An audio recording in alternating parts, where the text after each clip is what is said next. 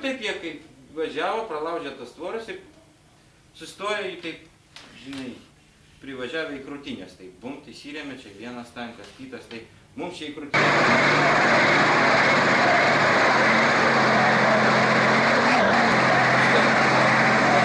Darė liukai. Iššoka iškart toks pirmas įspūdis degtinės tvaikas.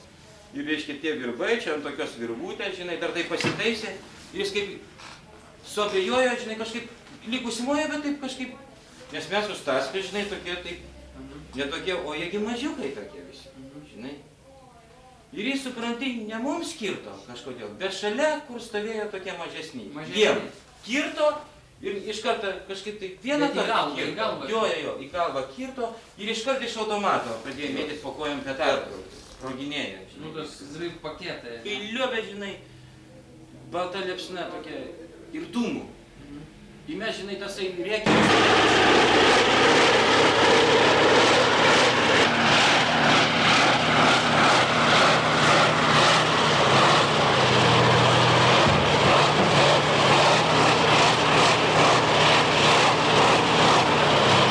Nebėgo, kas įdomiausia.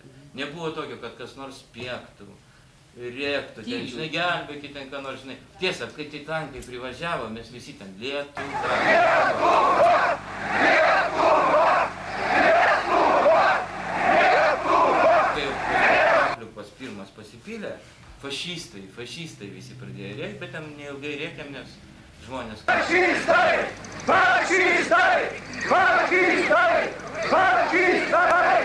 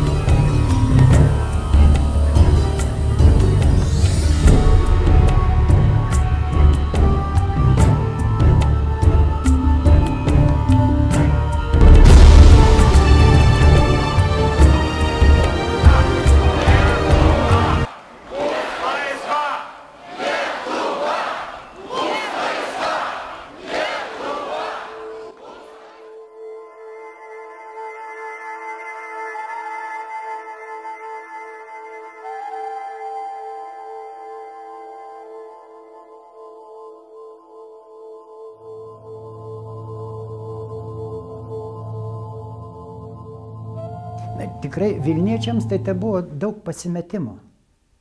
Tuo tarpu visa Lietuva šito praktiškai beveik nepajuto. Nes gana greitai buvo organizuota ir Lietuvos televizija, juk iš esmės tai persikėlė į Šiaulius, į dramos teatrą. Taip pat dirbo Kaune.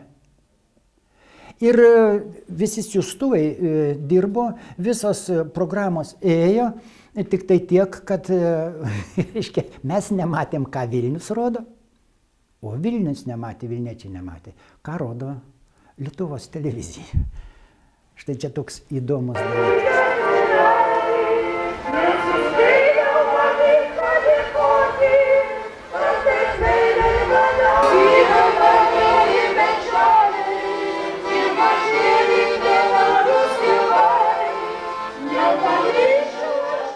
Sovietų tankai atsitraukė ir, žinoma, mes netekom pačių garbingiausių ir geriausių savo tautos sūnų,